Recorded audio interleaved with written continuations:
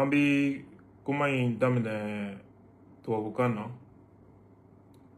au kofe ambi deuxième partie qui est Bamanagana parce que ambi la même moko chaman fait mununte malidenye mais munu bi fait ka don jamana be chokomi. Donc chers amis, chers abonnés, tous ceux qui sont en train de me suivre en ce moment et ceux qui vont visionner cette vidéo après, soyez tous salués selon votre position géographique et le temps. Merci de votre constance et de votre fidélité. Nous allons essayer de voir un peu plus clair les événements. Fini le temps des émotions, le temps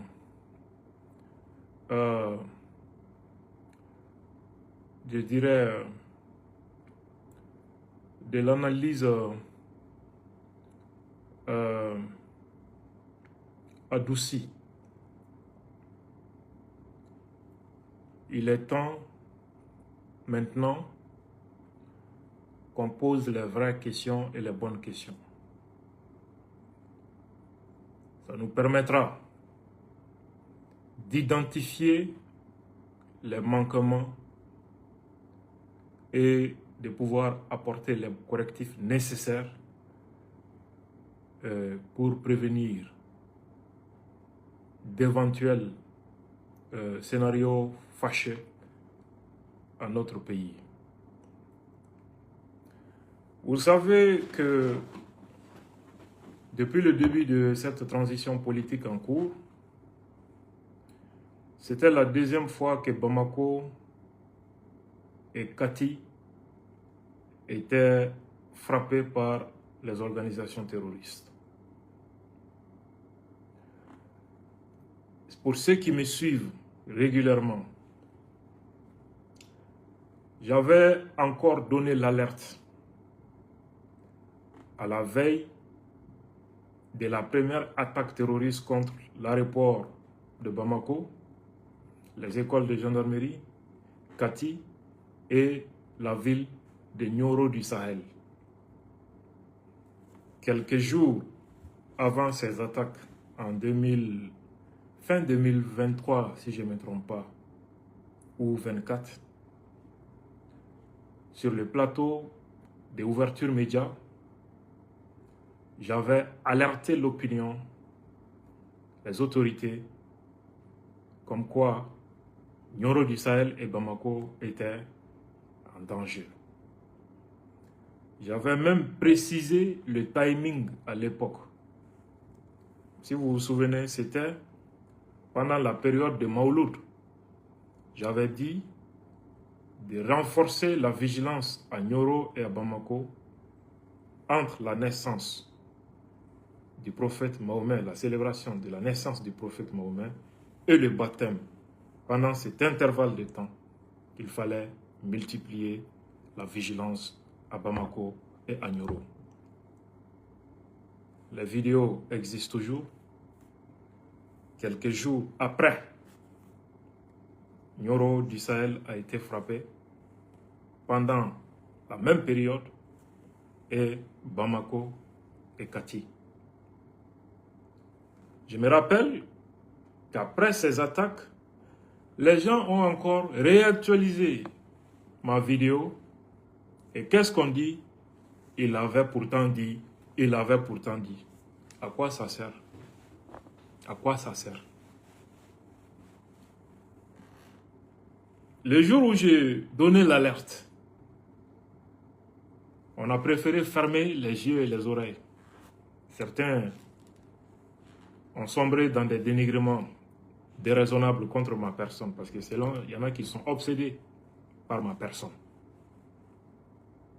Il y en a qui sont complices de ces terroristes, qui contribuent à créer la confusion autour de mes messages, pour brouiller la compréhension du public. Et malgré tout, le public hostile à la vérité se laisse toujours embarquer par ces gens. Ils ne constatent l'horreur qu'après la destruction totale. Ils viennent me dire après, Abdullah avait dit, il avait raison, pour ceux qui sont de bonne foi et pour ceux qui sont honnêtes. Mais pour les malhonnêtes, ils viennent dire comment il a su, est-ce qu'il n'est pas complice, on doit le convoquer, on doit l'interpeller. Cela est passé. Depuis les derniers temps, moi je ne cesse de dire vigilance dans tel endroit. Vigilance dans tel endroit. Qu'est-ce qu'on me disait à l'époque? Que je suis en train de créer la panique, que je n'aime pas la transition, que je dois arrêter de donner des messages comme ça, etc. Certains m'ont traité de menteur, certains m'ont traité de tout.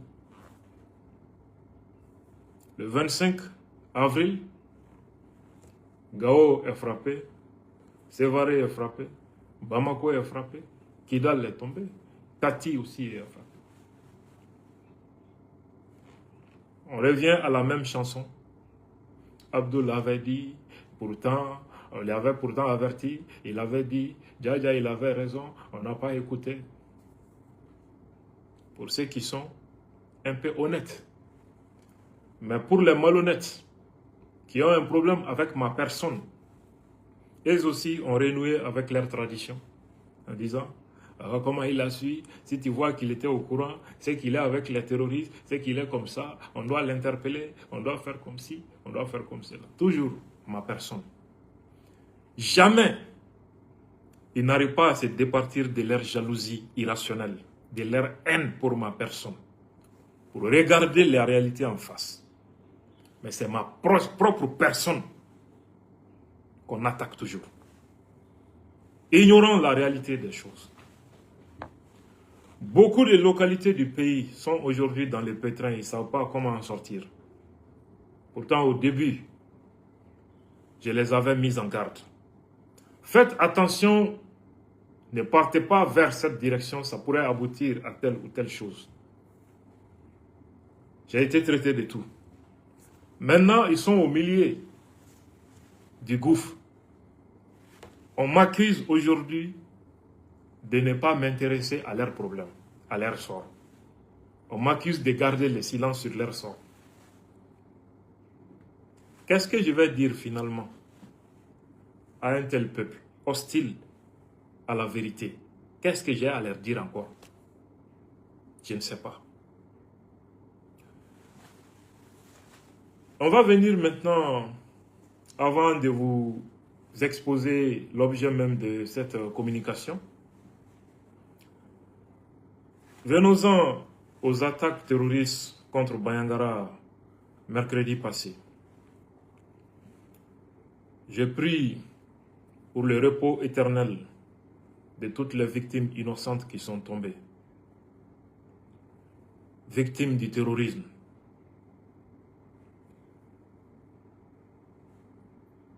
Les Maliens de Bayangara, de Kidal, de Kay, de Bamako sont tous les mêmes pour moi.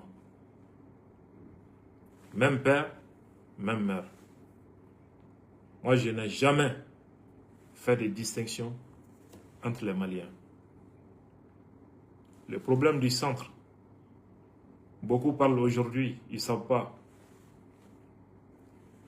La première fois que qu'on me menace de mort, c'était à cause de mes prises de position en faveur de Dana Ambassagou, que j'ai soutenu pendant des années, pendant que beaucoup n'osaient le faire. Ces derniers temps, j'ai été très étonné de voir certaines personnes de Dana Ambassagou me traiter de tout. Aucune injure ne m'a été épargnée par ces mêmes personnes. J'ai préféré me mettre au-dessus de la mêlée parce qu'ils ne savent pas de quoi ils parlent. Beaucoup de personnes tentent d'insinuer qui ne comprennent pas qu'il y a des attaques contre Bayangara, que nous on ne parle pas. C'est pas parce qu'ils veulent que nous on parle. C'est pas ça. C'est toujours le même combat contre la transition qui continue. Nous, on utilise juste nos noms comme prétexte. Mais c'est toujours le même combat qui continue contre les autorités de la transition. C'est la continuité du même combat. Et ceux qui le disent, je pense qu'ils sont nouveaux. Ils ne me connaissent pas. Ils savent que moi, ce n'est pas une pression qui me fait parler. Personne ne me mettra de pression quelconque. Ils savent qu'on ne m'intimide pas, qu'on ne me menace pas. Moi, je parle quand ma conscience l'exige et quand je sais que parler est utile. Quand Bamako et Kati ont été attaqués, j'ai fait combien de jours avant de parler? Pourtant, je vis à Bamako. Pourquoi ils n'ont pas dit que si je mets tout ce temps avant de parler, c'est parce que je n'ai pas besoin de ce qui se passe à Bamako? Les gens doivent à un moment faire preuve de raison, cesser de juger les gens sur du faux et avec la haine dans le cœur. Quand un événement tragique se déroule, surtout un événement tragique lié au terrorisme et sur fond de conflits communautaires, le silence vaut mieux qu'une parole déplacée. Un homme responsable prend tout son temps avant de parler. J'ai écouté tout le monde. Il était question, dans les propos que j'ai entendus venant du chef d'état-major de Dana Ambassago et d'autres acteurs, j'ai entendu un certain nombre d'éléments. Un problème, d'une part, entre certains habitants de la localité et l'administration publique. Ces griefs contre l'administration publique sont récurrents. Et ça émane de toutes les communautés. C'est une dimension du problème que beaucoup ignorent. Moi, je maîtrise ces dynamiques conflictuelles au centre du Mali. Pour ceux qui veulent bercer ou surfer sur le populisme rampant, ils peuvent tenir des discours qui plaisent sous le fait de l'émotion. Moi, je n'entre jamais dans ça. Et surtout, profiter d'un événement tragique pour le populisme. Je reste réaliste, dédié entièrement à la sauvegarde de l'unité et la cohésion. Il ressort des propos du chef d'état-major de Dana Ambassago qu'il y a un problème, d'une part, entre certains citoyens et l'administration publique. C'est sur ces griefs d'ailleurs que Koufa a surfé pour enrôler et déstabiliser tous les centres du pays. Les griefs locaux contre l'administration publique. Je vous rappelle que ces griefs peuvent ne pas être objectifs et ils émanent de toutes les communautés du centre.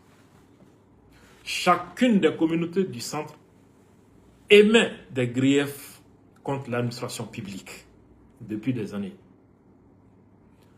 D'autre part, il ressort des propos du chef d'état-major de Dana Ambassago que ces événements tragiques ont pour toile de fond la question des accords locaux que les terroristes imposent aux villages. Il y a des villages qui se sont soumis à ces accords locaux, comme il y en a d'autres qui ont refusé de souscrire à ces accords imposés par les terroristes. Cette réalité a entraîné une dislocation du tissu social ceux qui ont signé les accords locaux avec les terroristes sont désignés par ceux qui ont refusé comme des terroristes ou des complices des terroristes. Cela a provoqué un problème intracommunautaire entre Dogons, ce qui n'a rien à voir avec les problèmes intercommunautaires opposant Dogon et Peul. Qu'est-ce qui est à la base de tout cela? Il y a un chef d'orchestre qui est à la base de tout ça, que les gens oublient.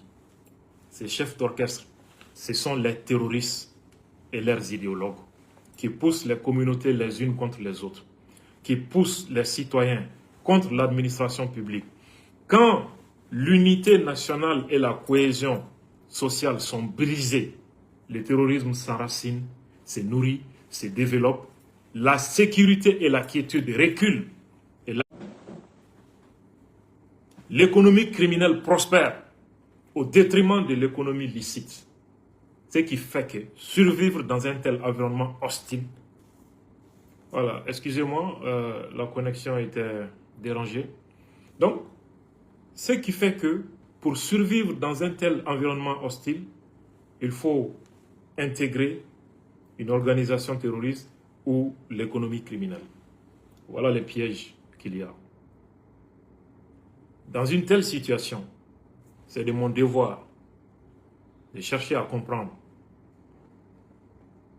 d'analyser, de voir quels propos ou bien quel langage positif tenir pour ne pas briser l'unité nationale, pour ne pas briser la cohésion sociale.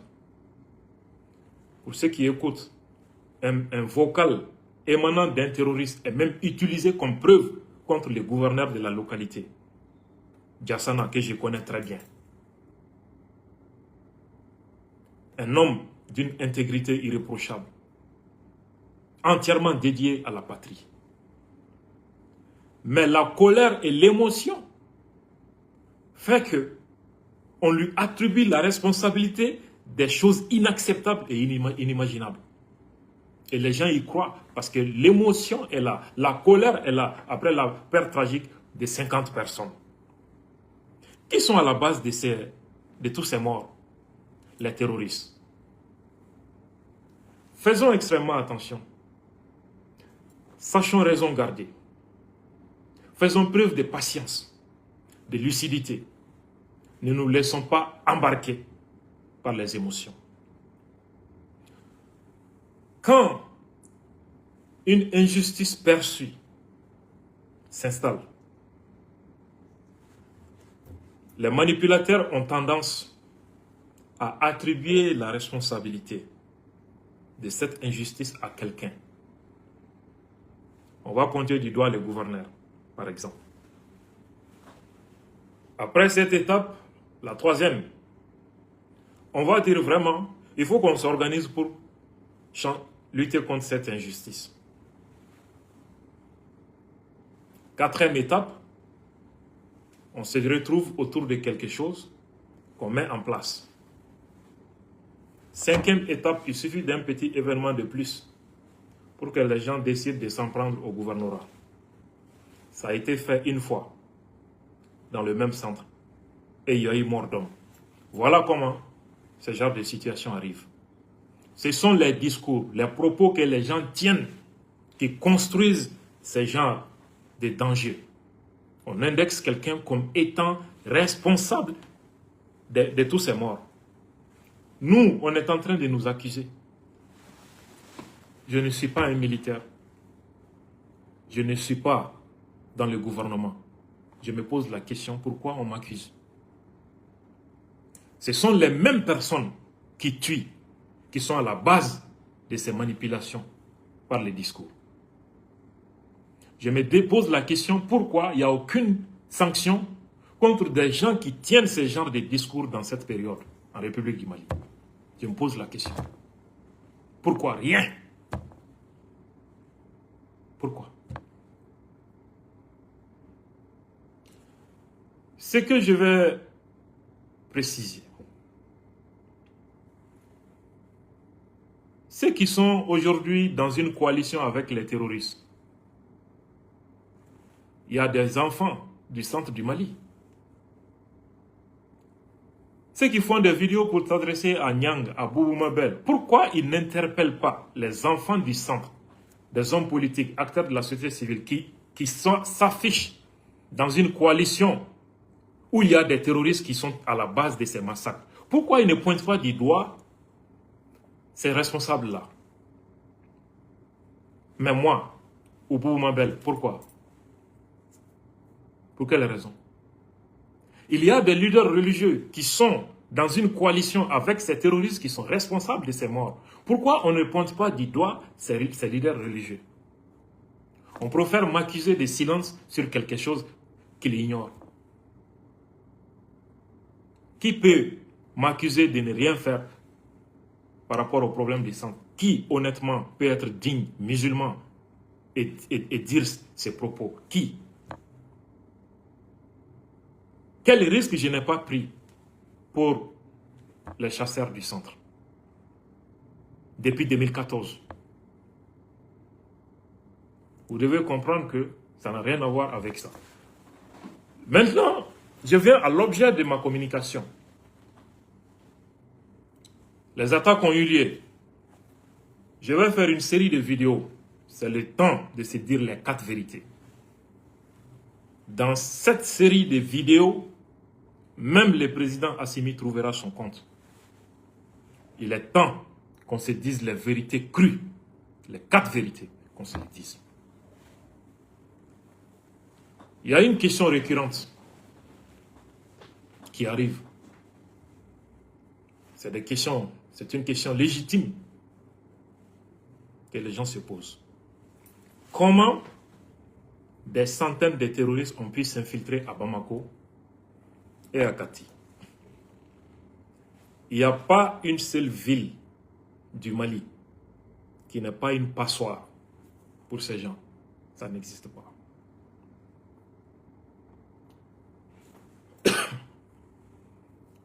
Pourquoi? La raison est toute simple devant nous.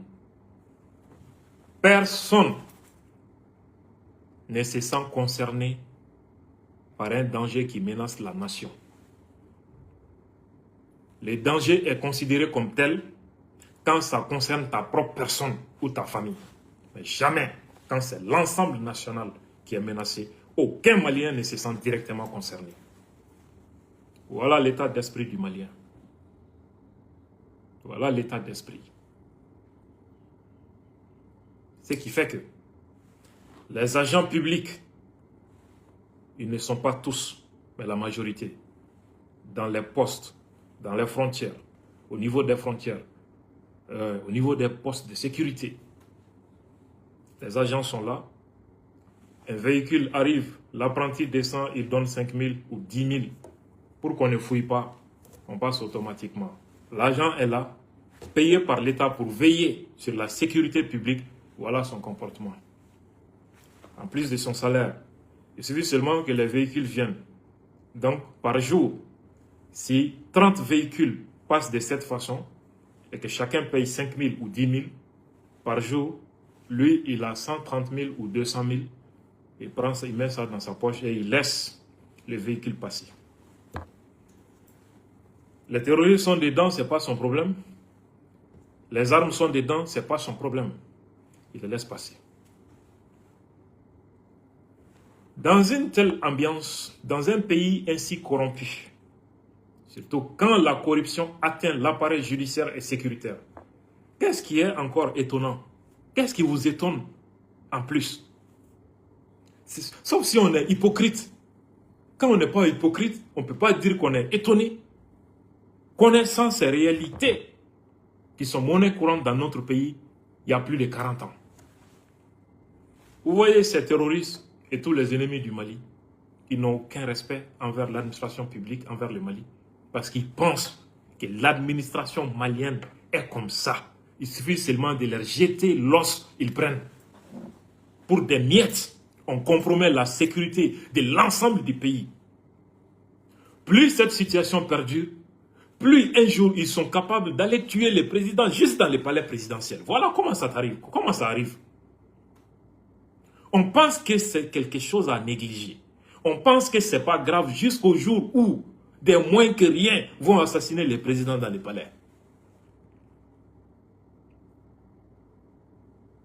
Regardez l'administration publique, que ce soit les centres de santé, l'école, que ce soit à tous les niveaux. Regardez, qu'est-ce qu'on fait pour des miettes? Qu'est-ce qu'on fait subir aux Maliens pour des miettes? Les étrangers, c'est rare de voir un Mauritanien qui n'a pas la carte Nina du Mali. Carte Nina. Il fait de la corruption. Premier point. Je ne suis pas là pour expliquer tout ça aujourd'hui. Je vous ai dit, c'est une série de vidéos.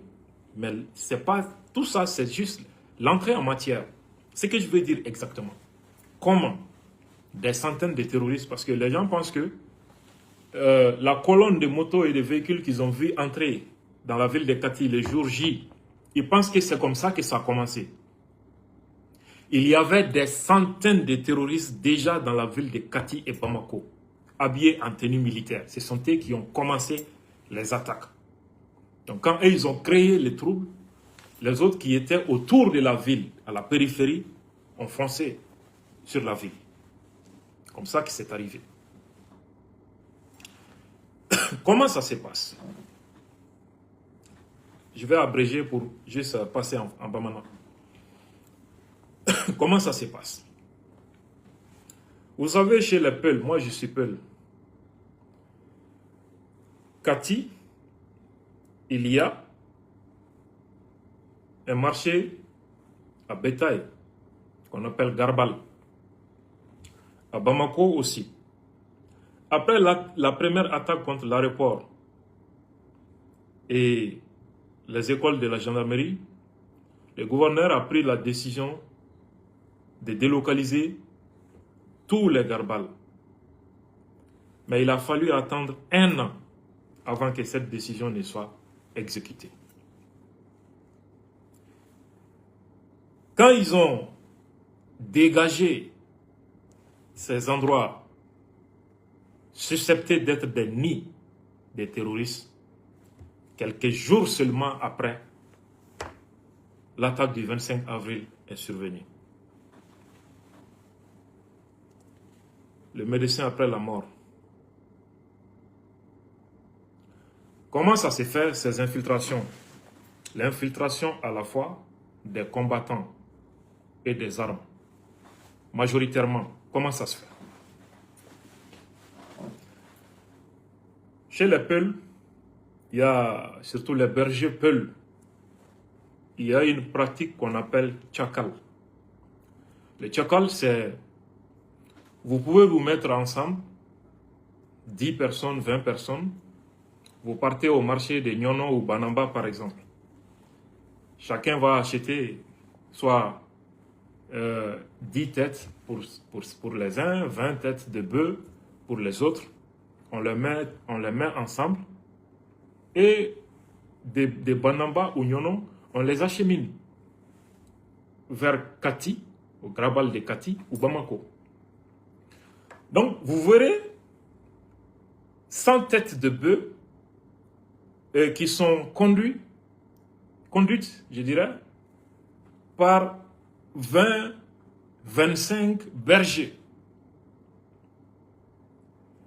Une fois à Kati, destination, ou Bamako, destination finale, vous allez trouver que parmi les 20 personnes ou 30 personnes qui accompagnent les bœufs, seuls 2 ou 3 sont des vrais bergers. Les autres viennent pour rester dans les Garbal. Le temps que on les achemine dans un bâtiment, soit à Kati, à Bamako ou à la périphérie, où ils sont logés par une autre personne. Au fur et à mesure que les foires hebdomadaires se succèdent, vous allez vous trouver que avant 10 foires hebdomadaires, vous allez vous trouver qu'il y a déjà plus de 1000 combattants qui sont déjà sur place. Comment les armes arrivent? Les armes. Les gens pensent que ça aussi, c'est compliqué. Vous allez vous rendre compte que, généralement, et pour les bergers qui accompagnent ces bœufs, ils passent par les villes, les villages. Ils ne passent par aucun poste de sécurité. Ils ne sont pas contrôlés. Rien. Ils n'attirent même pas l'attention sur eux. Ils traversent les villages, ils traversent les villes, ils ne passent par aucun poste de sécurité. De leur lieu de provenance jusqu'à la destination finale, à Kati ou à Bamako. Maintenant, les armes, comment elles sont transportées? Parfois, les bœufs sont transportés par les camions. Mais attention, avant de faire monter les bœufs, on met dans le camion d'abord des aliments bétail.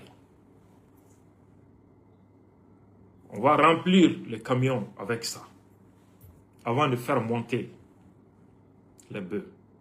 Vous allez trouver que, généralement, au-dessous de l'aliment bétail, vous allez trouver toutes sortes de marchandises illicites, que ce soit la drogue, les armes, etc. Voilà comment on procède à des choses comme ça. Ça interroge quoi? Ça interroge quoi? Ceux qui sont chargés de surveiller, de contrôler. Qu'est-ce qu'ils font? Qu'est-ce qu'ils font? Je passe maintenant à la version Bambara en attendant de revenir ultérieurement pour une autre séquence vidéo où on va voir point par point ce qui n'a pas marché dans cette histoire.